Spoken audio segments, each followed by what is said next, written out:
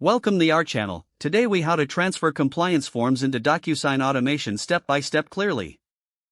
Open your web browser and navigate to your DocuSign account. Log in using your username and password. Once logged in, go to the Templates section on the left sidebar. Click on Create Template to start a new template. Enter a name for your template in the designated field. Next, choose the documents you want to upload by clicking on Upload.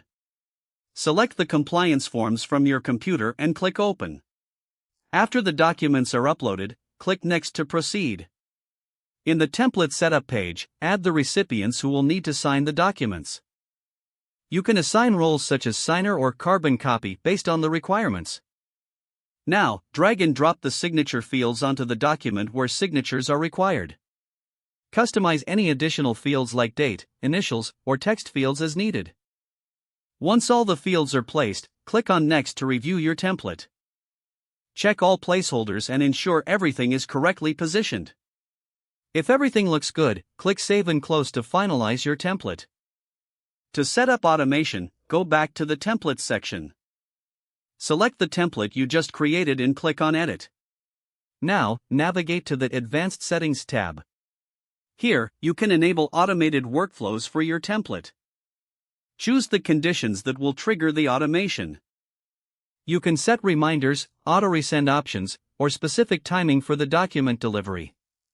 Once your automation settings are configured, click Save. To test the automation, go back to your template. Start a new envelope using the template to see how it behaves.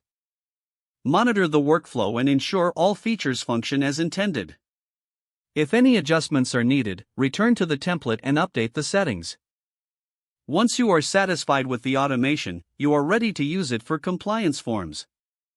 Congratulations, you have successfully transferred your compliance forms into DocuSign automation.